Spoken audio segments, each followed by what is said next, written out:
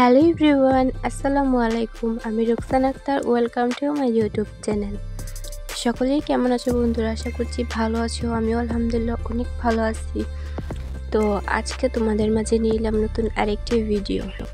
তো আজকের ব্লগটি স্টার্ট করলাম বিকেল থেকে। এখন বাজে প্রায় 5টা, 5:30 হবে এরকম।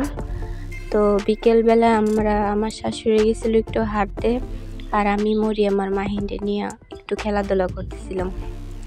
আর এই যে দেখেন একটা কাণ্ড।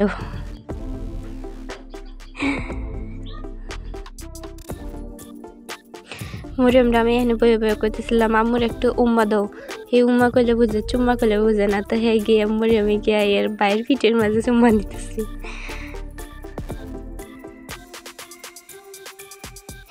যমজ বাচ্চা যারা পালে তারা বুঝতে পারে তাদের কাছে কেমন লাগে। যারা তো এমনি তো দেখতে সুন্দর, দুই ভাই বোন যমজ, এক ছেলে এক মেয়ে আমার যমজ হয়েছে, কিন্তু এদেরকে পালতে গিয়ে মানে ছোটোর থেকে বড় করতে গিয়ে কতটুকু কষ্ট হয়েছে এটা শুধু আমিই জানি, আমি ছাড়া আর কেউ জানে না। আমার জামার বাড়ি ফ্যামিলিতে এক্সট্রা কোনো মানুষ নেই। আমার ননদ নাই। আমার ননদ আছে যে বিয়ে হয়ে গেছে আরও অনেক আগেই। তারপর হইতেছে আমার বাউর আছে। আমার বাউর আমার বিয়ের আগে থেকে তারা আলাদা। আমার শাশুড়ি আর আমার জামাই আর আমার ননদের একটা ছেলে আমাদের সাথেই থাকেও। তো আমরা এই কয়জনই মানুষ। তো যদি আমার একটা ননদ থাকতো, আবার নিজস্ব কোনো বোন থাকতো, আমারও বোন নেই, আমার এক ভাই আর আমি। আমার যদি একটা বোন থাকতো তাহলে হয়তো আমার কষ্টটা আরও অনেক কমতো। আমার বোন থাকতো, একটা ননদ থাকতো, যে কেউ একটা থাকলে আমার কষ্টটা অনেকটাই মানে হালকা হইতো। নাই বিদায় আমার এত কষ্ট করা লাগছে। বা এদের বয়স 5-6 বছর হওয়ার আগ পর্যন্ত এই কষ্ট করা লাগবে, কারণ এরা যখন খাইতে চিনবে, নিজেরটা নিজে গোসল করতে চিনবে, তারপর হচ্ছে মানে যাবতীয় জিনিস তারা বুঝতে পারবে যে এই জিনিসটা করলে ভালো হইব বা এই জিনিসটা করলে খারাপ হইব, ততদিন পর্যন্ত তাদের খেয়াল তো আমার এমনি নিতে হইব যত কষ্ট হোক। একটা জিনিস ভাইবে অবাক লাগে জানেন, আগে আমি ঘুম থেকে উঠতাম, আমার বিয়ের পরেও আমার আগে আরও একটু লেট হইতো, কারণ বিয়ের পর শ্বশুর বাড়ি এসে একটু মানতে হইব। তারপরেও আমি ঘুম থেকে উঠতাম 8টার সময় এখানে আইয়া। তো আগে আমার আব্বার বাসে থাকলে তো আমি 9টা-10টার কোনো উঠতামই না। তো বিয়ের পরে আমি 8টার সময় ঘুম থেকে উঠতাম। আর সেই জায়গাতে আমার বাচ্চা হওয়ার পরে, 2জন যমজ বাচ্চা হওয়ার পরে আমার মানে সারা রাত্রের ভিতরে মাত্র 2 ঘন্টা বা 1 ঘন্টা ঘুমাইতে পারতাম। অনেকটাই পরিবর্তন হয়েছে। আর তোমাদের সাথে গল্প করতে করতে আর এখন আমি বাইরে কাপড় মেলে দিয়েছিলাম। তো এগুলো কাপড় শুকায় গেছে, বিকাল টাইমে সন্ধ্যা হয়ে গেছে। তো আমি এগুলো নিয়ে ঘরে আনতেছিলাম। আর ঘরে এনে এগুলো আরে বাস করছি, মানে বাস করে তো একটু রাখা যায় না, শুধু মানে বাস করি। আর একদিক দিয়ে আউলায় টাউলায় সেলফের যত কাপড় আছে সবগুলো ইটায় ফেলাই দিই।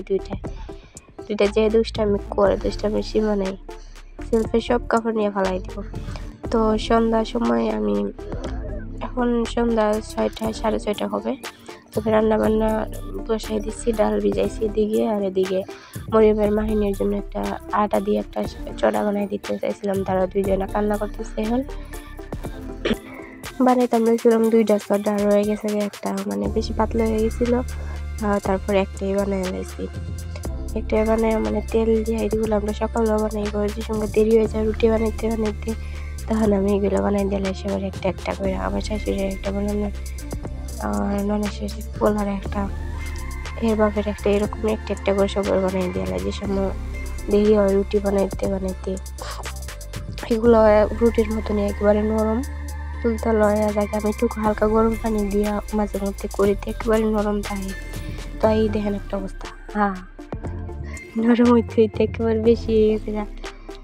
কড়াইয়ের মাঝে কি সুন্দর গোল্ডানি যাইতো, আর এখানে দেখেন একেবারে প্লেটে থুইতে গেছি, একেবারে চিরা পিরা পড়ে গেছে, কেমন একটা অবস্থা ছিল।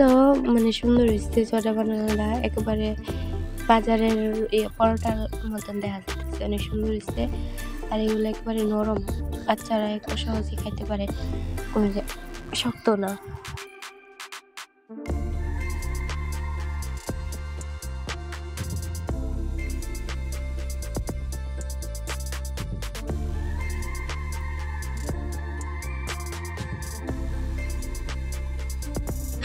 যেমনই হোক এটা আমি বানাই দিয়ে তারপরে দেন আমি ভাত বসাই দিলাম। ভাত বসায় হচ্ছে আমি একটু মাছও রান্না করব। তো আমি ফ্রিজ খুলতে দেখেন আমার ফ্রিজের অবস্থা। আমার এই যে আমি যেটা চাই মানে প্লেটেও মাছ রাখি, ডিব্বার মাছও রাখি, তারপর হইতেছে আরও বাটির মাছও মানে যেটা পাই আমি তো এর সামনে এটা দিই। পলিথিন তো আমার ঘরে থাকেই না। আর তো আমি খুঁজতেছিলাম বাইম মাছ রান্না, আজকে বাইম মাছে একটু বোনা করবো। তো উপরে আরও এই যে বাটির মাঝে চিংড়ি মাছ রাখছিলাম, এগুলো লতা দিয়ে ভালো লাগে চিংড়ি মাছ খাইতে, তো এগুলো রেখে দিছি। আর আমি বাইম মাছ এই যে নিয়ে এলাম বাটির মাঝে, দেখতেছেন বাইম মাছ এগুলারে শক্ত এখনো বরফ ফলে নাই, তো ভিজায় রাখছি আমি কতক্ষণ ভিজায় রেখা। তারপর হচ্ছে এদিকে ভাতও হয়ে গেছে, তো ভাতের মার গেলে তারপরে মাছগুলো কাটে রেখেছি। সিলেটের মাঝে এগুলো মানে ছোট ছোট করে কাটে, বড় করেও কাটে, মানে ছোট করে কাটলে একটা সুন্দর একটা তরকারি হয়, বোনা বোনা করে খায়। এগুলা কি একটা নাম আছে, নামটা মতো মনে নাই। তো আমি তরকারি বসাই দিলাম, পেঁয়াজ কুচি, তারপরে হলুদ মরিচ লবণ এগুলো দিয়া তারপরে হয়েছে আমি তরকারিটা বসাই দিলাম।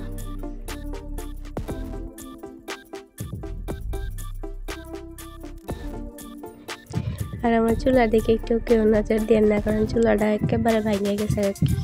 কোনো রকম মতন একটু রান্না করতেছি। আমাদের এদিক দিয়ে চারদিক দিয়ে একেবারে পানি, মাটি আনার কোনো সুবিধা নাই। তো মাটি পানি শেষ হলে তো মাটি আমি আইনা পাতে লেপবো। আমিও লেপা টেপা পারি না, তাও চেষ্টা করবো লেপতে। আমি গ্যাসে রান্না করি, গ্যাস শেষ বিদায় আমি চুলাতে রান্না করি। তো আমার এদিক দিয়ে এই যে বাইম মাছের তরকারিটা হয়ে গেছে। এগুলো খাইতে অনেক মজা লাগে কিন্তু এইভাবে রান্না করলে। তো আমার তরকারিটা হয়ে গেছে, এখন আমি রান্না করবো হচ্ছে ডাল। আর আমার ছেলে মেয়ে আছে আমার সাথেই, ঝামেলা করতেছে একটু বেশি। মরিয়ম একটু রুমে গেছে আর মাহিন আমার সাথেই আছে। এদিক দিয়ে মানে পানি নষ্ট করলায় মরিচ ধরে, আর এই দিয়ে দেখেন আমার ছেলে এদিক দিয়ে আইছে, মানে আমার লগেই থাকে ধুনুরা রান্নার মধ্যে বসালে যে একটা ঝামেলা লাগায় বলার বাইরে। যেতে জগতে পানি আনছে আমি তরকারি দিব করে জগে তাড়াতাড়ি করে এসছে। তারপর লবণের ডিপোতে লবণ খাইলা এদিক দিয়া পানি ফেলাই দেয়। তারপর মরিয়মে এটা ভিডিও করি নেই, কতক্ষণ আগে মরিয়মে এসে ডাল মানে এক মুঠ নিয়ে মুহ দিয়ে গেছে এই দই বেড়া। তো এই যে দেখেন পানি চেষ্টা করতেছে, এখানে যাইতে কইলেও যায় না, গরু যাইতে দৌড় দাঁড়ায়। তো এদিক দিয়ে আমি ডাল দিয়ে দিলাম।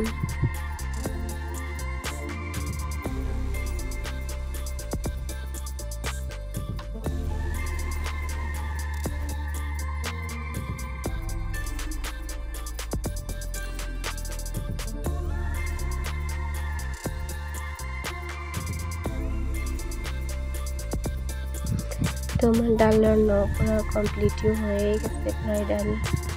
আর আমার চুলা ভাঙা হইলেও কিন্তু আগুন হয় অনেক বেশি। আর এই যে দেখেন রাতে আমরা খাওয়া দাওয়া করে তারপর ঘুমাইতে মাহিন্দে তো ঘুম বাঁধাই লেছি 9টার সময়। আর মরিয়মের অবস্থা দেখেন, এই মোবাইল দেখার মধ্যে বিজি, এই ঘুমাইতো না হলে হে ঘুমাইতে ঘুমাইতে প্রায় বাজে রাতে 11টা সাড়ে 11টা। হে আমার নান গান করতে পারে না, আমার নান দিতাম হেরে। তো হের বাপের মোবাইল দিয়া এই একলা একলাই দেখবো। তো আজকের ভিডিওটি এই পর্যন্ত। তোমাদের কাছে ভালো লাগলে অবশ্যই আমার চ্যানেলটাকে সাবস্ক্রাইব করবা, লাইক কমেন্ট করে আপনাদের মতামত জানাবে। সকলকে ধন্যবাদ, ভালো থাকে সুস্থ, আল্লাহ হাফেজ।